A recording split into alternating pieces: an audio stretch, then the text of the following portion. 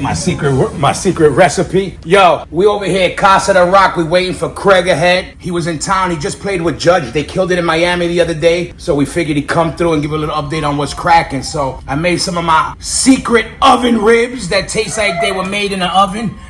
And I got a little pork butt. You know how we doing it. And we got Craig ahead who's gonna be in the building in a minute. So stay tuned. And that's Hollywood Crew. Out of here.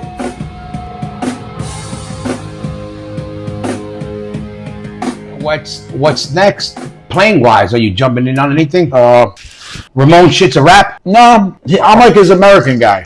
A generation before us, so Marky's a bit older than us. Yeah. That dude sets a pace plays for an hour and a half. Full tilt. This dude is a monster. Yeah. Nasty, master drummer, stamina for days. I could barely keep up with the guy, and I've been playing the Tories, so it's occasional. It's great. I love it. It's so much fun playing all that material. That's like the first punk band ever. I'm like honored to do that. And the Judge stuff, there might be some more gigs. Pops, so it's up in the air because the original bass player for Judge, he's still in the band. He just can't do every show because he has some business commitments. Gotcha. So I fill in when he can't. And then the Take, we're doing that festival in Blackpool, Rebellion Fest. We're going to do that in the summer. I'm going to go over there with Willie and Scott and play. So out of those three bands, whenever something's up, I'm ready to go.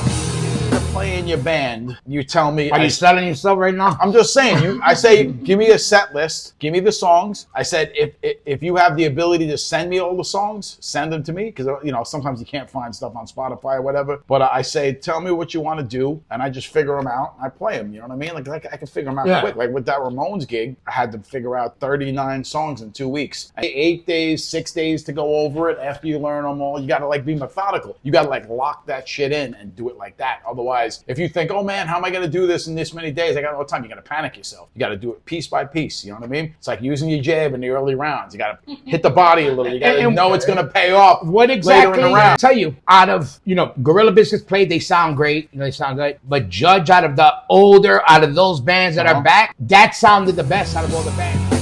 So I was a kid, 15 years old. I was going to school. I was going to school in the city. So it's like 6 a.m. and I'm going to school in the city. And I run into his brother, Big Dave, rest his soul. And I see Dave on the train. I'm like half asleep. I'm like, Dave, what's up, man? What are you doing? And his hand is like swollen. And I look at his hand. I go, what's up with your hand? And he has a tooth embedded in his hand. And I'm like, any of you guys who know Dave, he's like you definitely don't want to be the guy with the mouth. His hand that like Dave's this. hand hits, for sure. You know what I mean? So anyway, Dave, I go, what's up with your head? He goes, yesterday there were 3 guys bothering a girl, pushing her around in the street. They were messing with her and she was all scared. And I went up and I told him to leave her alone and they mouthed off to me. He's like, so I beat him down. And he had the guy, I go, you got to pull that tooth out. And you're getting an infection. He's like, yeah, but I got to go to work. I'm going to do it after work. Yeah. He was looking after the girl. The guys would bother him. That's good raise. He's raised right. It was like that. And that's the thing that a pity on the guys that. Boxing. He had 18 amateur fights, and I think he won 17 or 18 of them. Because we used to all hang out in the alleyway. The alleyway crew here up the block from his house. So we'd all hang out in that alleyway, and Dave was always there. I knew those guys, but I didn't always hang out in the alleyway. But then I started coming around to the alleyway a lot because I knew Pete and Lou and Armand, and that's when I met Dave and Big Tom Farkas, rest his soul, everybody. And those guys were all into it, you know what I mean? We blasting the radio, drinking beer, you know what I mean? Break bottles, just doing kid stuff.